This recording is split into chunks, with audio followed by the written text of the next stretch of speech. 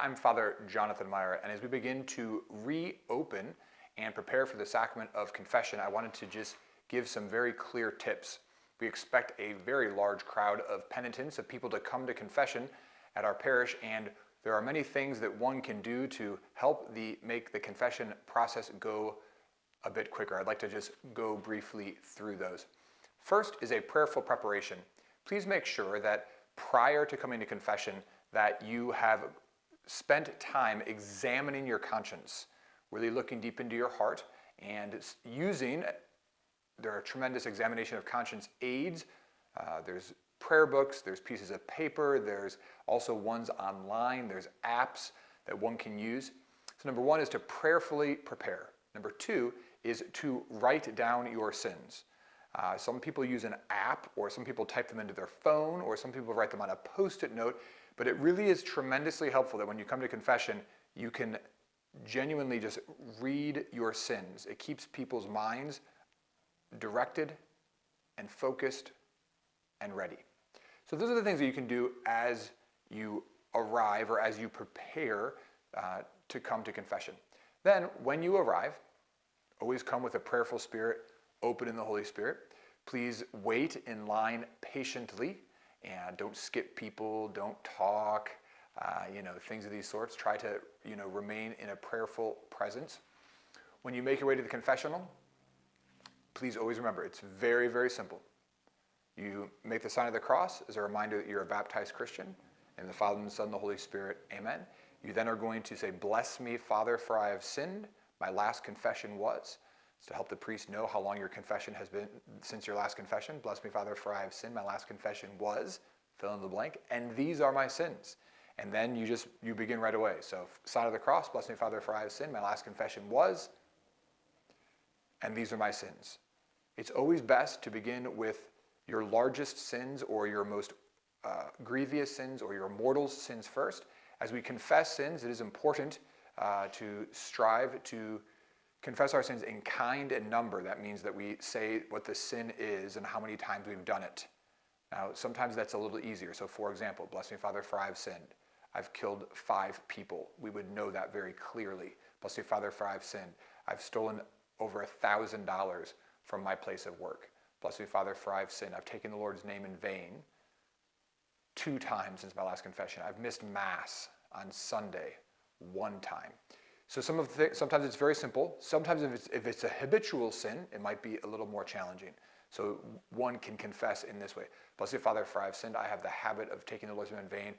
I do this on a daily basis. And I've probably done it that many times since my last confession. Bless me, Father, for I have sinned. There have been several times, probably about 2 times a week, where I've gossiped with one of my friends." So one can also confess in kind and in number in that way. When you are done confessing your sins, and please always just remember, we've heard it all. There's nothing you can say that I haven't heard.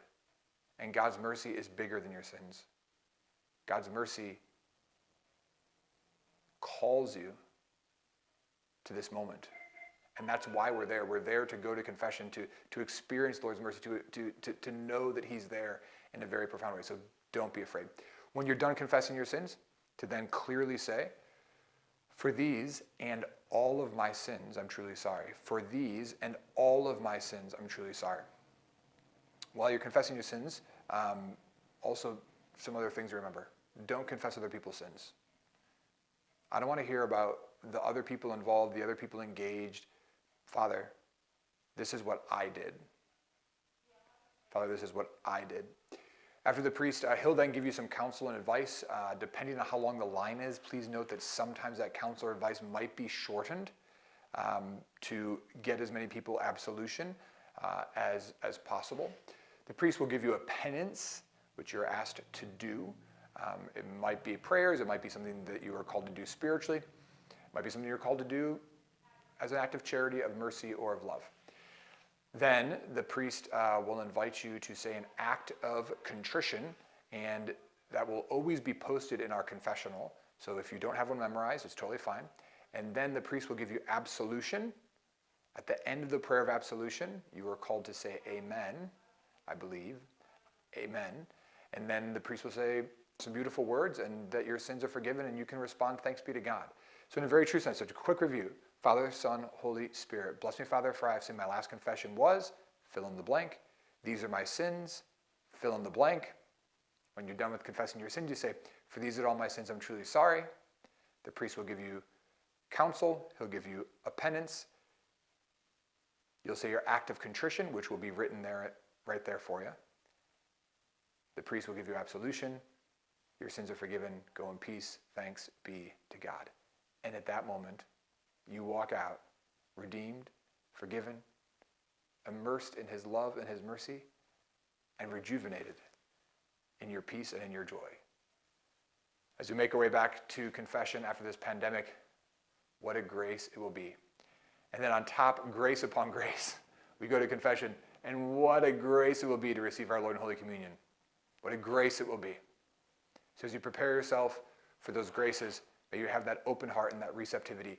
And may our Blessed Mother Mary, may she intercede for you, that she may help you to be receptive as she was before the throne of God. God bless you, and I'll see you on the other side of the screen. Peace.